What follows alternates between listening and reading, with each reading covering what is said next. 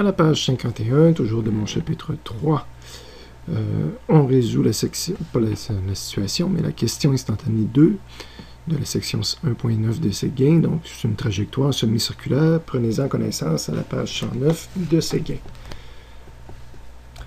Donc, on nous dit qu'une particule se déplace sur un demi-cercle de rayon R. On nous demande le module de son déplacement. Déplacement, c'est delta R. J'ai mis module, mais moi, j'ai ajouté quand même, parce qu'on est dans le chapitre sur les vecteurs. Un vecteur, c'est toujours deux choses, module et angle. Et on nous demande aussi la distance parcourue, est égale à combien, mais la trajectoire, parce que je n'avais pas donné de chiffre, j'ai juste le rayon R qui est mentionné, donc la distance parcourue, sachant que ma distance parcourue, c'est un demi-cercle de rayon R. Donc on se dessine un demi-cercle. J'ai fait exprès, il ne donnait pas le sens, mais j'ai mis le point initial ici, puis le point final ici. Okay? Donc le déplacement, que je peux représenter par un vecteur, mon delta R va vers l'arrière comme ça, du point initial vers le point original. Mon angle, ben, c'est toujours avec l'équivalent de l'axe des X. La distance parcourue le long du pointillé ici, puis le rayon R du cercle, qui n'est pas une donnée numérique, mais qui est une donnée quand même. Donc le rayon du cercle qui est ici. Le delta R, dans ce cas-ci, j'y vais par analyse de situation. Je n'ai pas été allé chercher aucune formule sur aucun résumé. Dans le fond, je réalise que ma distance parcourue, ça va être 2 fois le rayon. Hein. J'avais une fois le rayon de ce côté-là, puis une fois le rayon de l'autre côté. Donc, ma distance parcourue, ça va être 2 fois le rayon, ou aussi le diamètre. Donc, façon de l'écrire. Donc, réponse et l'angle, étant donné que mon vecteur va vers l'arrière par rapport à l'axe standard des X, donc je suis à 180 degrés. La distance parcourue, c'est toujours par analyse de situation, toujours une équation, une formule propre à chaque situation. Ben, dans ce cas-ci, c'est la moitié de la circonférence d'un cercle. Donc, c'est 1/2 fois la circonférence. Je vais chercher, si nécessaire, dans les formules de géométrie, l'annexe qu'on a vu tout à l'heure, 1/2 fois la circonférence qui est 2πr, ou πd. Donc, ma circonférence, ça va être πr, ou 1/2 πd. Sur la même page, je fais également la situation 10 d'une mouche dans le gymnase, qu'on peut voir à la page 110 de Séguin. Donc, prenez le temps d'aller prendre connaissance du texte.